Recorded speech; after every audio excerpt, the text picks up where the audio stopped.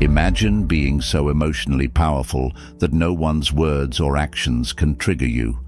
You walk through life with unwavering calm, unaffected by the chaos around you. Sounds like a superpower, doesn't it? But mastering your emotions isn't just a skill for the elite, it's something anyone can learn. Today, we're going to dive into how to never get angry or bothered by anyone and truly take control of your emotional responses, no matter the situation. This isn't just a quick fix. This is the mindset of a person who commands their emotions instead of being ruled by them. 1. The power of emotional detachment. Break the chain of reaction. The first step in mastering our emotions is to cultivate emotional detachment. This doesn't mean that we suppress or ignore our feelings, but rather, it's about observing them without identifying with them. In Buddhist philosophy, we are taught that emotions like anger arise when we become attached to an event, a person's words, or a situation. We tend to take things personally, and this personal attachment fuels our emotional reactions. But emotional detachment teaches us that we don't have to react immediately to every emotion that arises. We can simply observe it and allow it to pass, much like clouds in the sky. In moments of anger or frustration, if we can take a pause and observe the emotion without judgment, we begin to break the cycle of automatic reactions. For example, when someone says something hurtful, rather than instantly reacting with anger or defensiveness, stop for a moment, close your eyes, take a deep breath, and notice what you're feeling.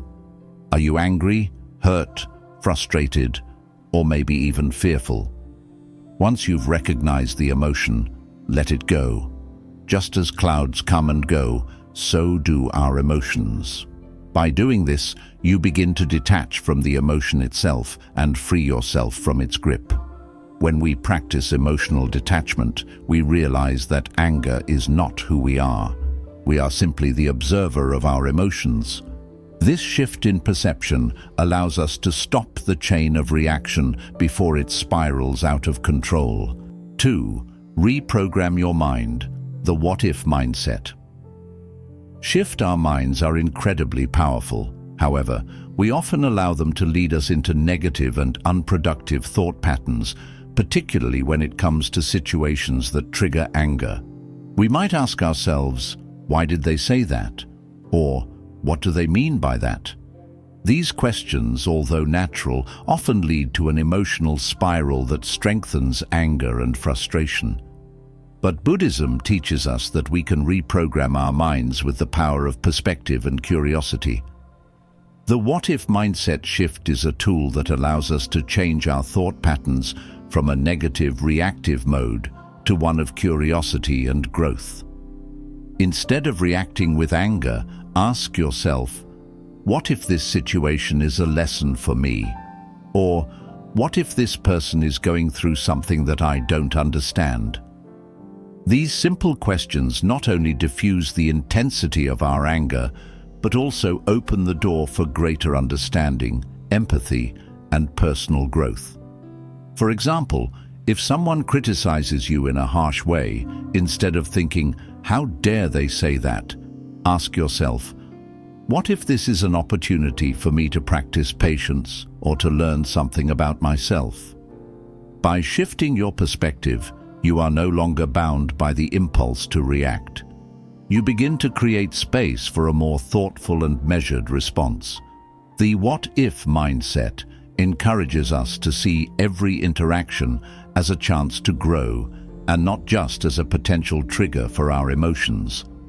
3. The power of self-sovereignty. Own your emotional realm. Self-sovereignty refers to the idea that we are the rulers of our own emotional world. In Buddhism, this is a profound teaching. No one else has the power to make us feel anything unless we allow it. Others might say or do things that challenge us, but how we feel in response is entirely within our control. The power of self-sovereignty lies in recognizing that our emotional state is our responsibility, No one can truly make us angry, sad, or upset unless we give them permission to do so. This realization is incredibly freeing because it places the power back into our hands. When we allow others to trigger us, we are essentially handing over control of our emotional realm. However, by claiming our emotional sovereignty, we empower ourselves to respond with wisdom, peace, and emotional maturity. When someone attempts to upset you, instead of reacting impulsively, take a moment to center yourself. Remind yourself, I control how I feel. I own my emotional world, and no one can make me feel anything unless I choose to let them. This practice is about reclaiming control, and as you do, you will find that you feel less reactive to the world around you. You will become the calm in the storm. 3. The power of self-sovereignty. Own your emotional realm. Self-sovereignty refers to the idea that we are the rulers of our own emotional world. In Buddhism, this is a profound teaching. No one else has the power to make us feel anything unless we allow it. Others might say or do things that challenge us, but how we feel in response is entirely within our control. The power of self-sovereignty lies in recognizing that our emotional state is our responsibility. No one can truly make us angry, sad, or upset unless we give them permission to do so. This realization is incredibly freeing because it places the power back into our hands. When we allow others to trigger us, we are essentially handing over control of our emotional realm. However, by claiming our emotional sovereignty, we empower ourselves to respond with wisdom, peace, and emotional maturity. When someone attempts to upset you, instead of reacting impulsively, take a moment to center yourself. Remind yourself, I control how I feel. I own my emotional world, and no one can make me feel anything unless I choose to let them. This practice is about reclaiming control, and as you do, you will find that you feel less reactive to the world around you. You will become the calm in the storm. 4. Energy transmutation. Transform anger into high vibration power. Anger is an incredibly powerful emotion, but it doesn't have to be destructive. In fact, Buddhism teaches us that we can transmute anger into higher forms of energy, such as focus, creativity, and motivation. Rather than letting anger drain our energy and lower our vibration, we can use it as fuel for something constructive. This process is called energy transmutation. When we feel anger rising, instead of suppressing it or acting on it immediately, we can redirect that energy into something more positive. For instance, you might use the anger you feel to dive into a creative project or tackle a task with newfound determination. You could also use the energy to exercise, channeling it into physical movement. The key is to move the energy out of the emotional body and use it to elevate your state of being. The act of transforming anger into high vibration power doesn't mean ignoring or denying your feelings. It simply means acknowledging the emotion, feeling it fully, and then redirecting it in a way that serves your personal growth. As you continue to practice this, you will find that anger no longer has the ability to drain you. Instead, it becomes a source of fuel that propels you forward in life. 5. The art of emotional alchemy, turning toxic energy into gold. Emotional alchemy is a powerful concept in Buddhism that teaches us to turn negative emotions into sources of wisdom, strength, and personal growth.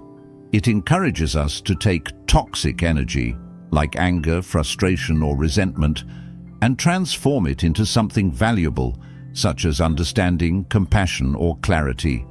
When we experience emotions like anger, they can feel overwhelming.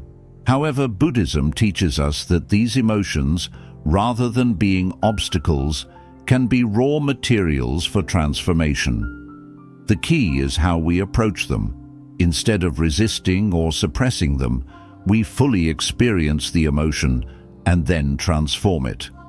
Like an alchemist works with lead to create gold, we can work with negative emotions to create something of higher value.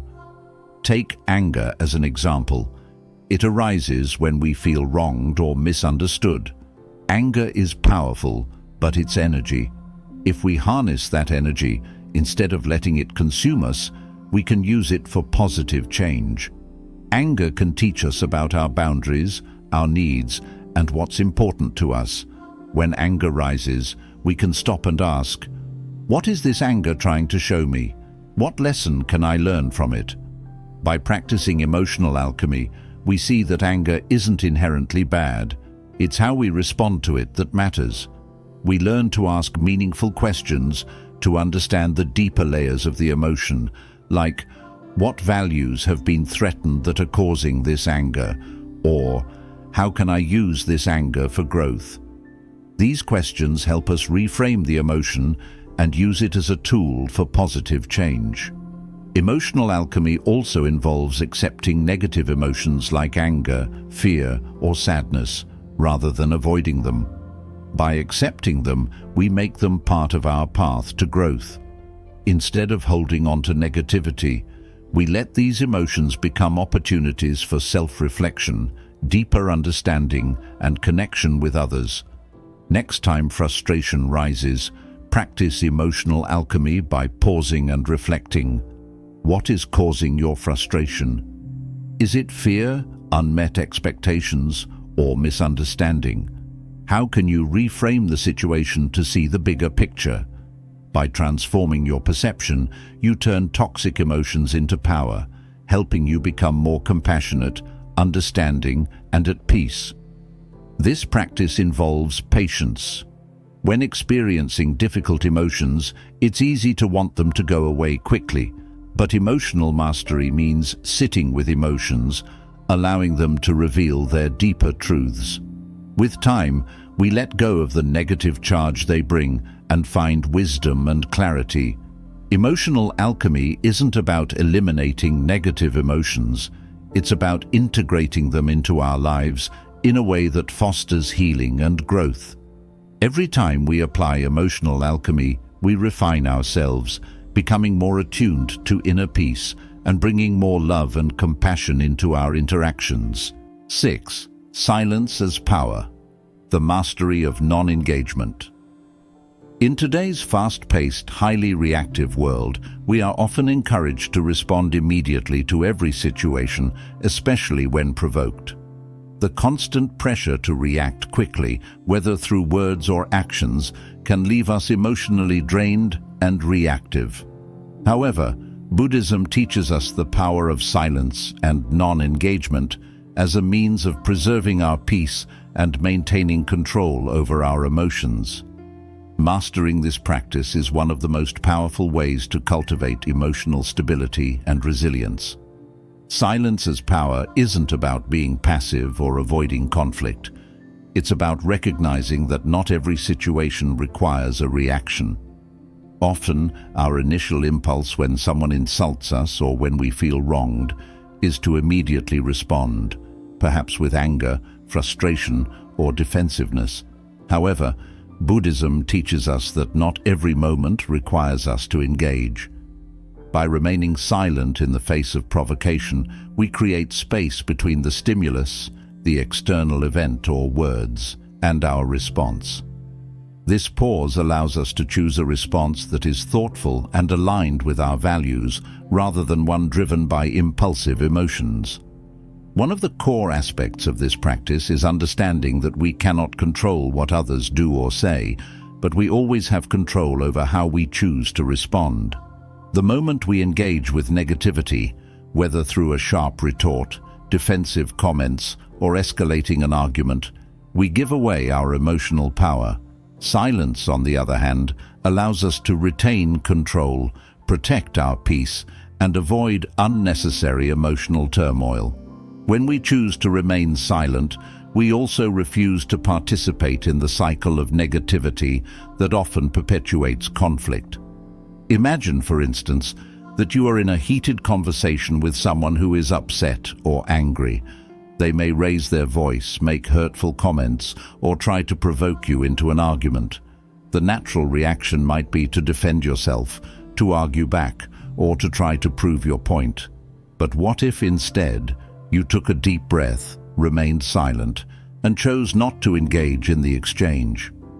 In doing so, you diffuse the tension, refuse to give power to the negativity, and protect your emotional equilibrium. Silence is a way of disarming conflict, allowing the situation to dissipate without escalating further. Non-engagement is also a powerful tool in preserving our inner peace when dealing with challenging people or situations. Not everyone we meet will be kind or reasonable, and not every situation will be ideal. However, through the practice of non-engagement, we can maintain our integrity and peace regardless of the external circumstances. This doesn't mean we avoid confrontation or suppress our feelings. Rather, we choose the right time and place to express ourselves, using words and actions that align with our highest self. Silence allows us to wait until we have clarity and emotional composure before responding. Silence enables us to practice mindfulness in difficult moments. Rather than reacting based on emotion, silence gives us the opportunity to become more aware of our inner state. We can pause and check in with ourselves. What am I feeling right now? Why am I feeling this way? How can I respond in a way that is true to my values? This mindfulness allows us to cultivate a deeper understanding of our emotions, and it gives us the chance to act with wisdom rather than simply reacting on impulse.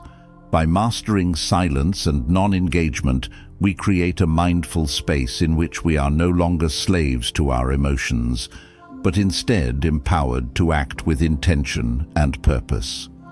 One of the most profound aspects of silence is its power to shift the energy in a room or situation.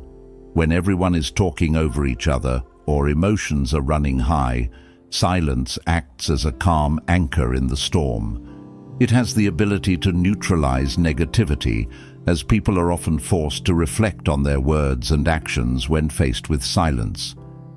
In this way, silence becomes a form of communication, a way of expressing that we are not willing to participate in unhealthy dynamics or unnecessary conflict.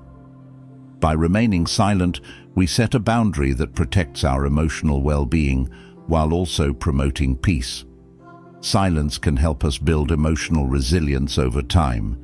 It teaches us patience and self-control as we learn to respond thoughtfully rather than impulsively. Every time we choose to remain silent in the face of provocation, we strengthen our ability to remain calm in the future. We become less reactive and more resilient to the external pressures that once triggered us. Silence also provides a valuable opportunity for reflection and growth. After a tense situation, we can use silence to review our thoughts and feelings, learning from the experience and refining our emotional responses moving forward. 7. Mastering the art of grace under pressure. Be unshakable. Mastering the art of grace under pressure is a transformative and empowering skill. It's about remaining calm, composed and centered, even when life circumstances push us to our limits.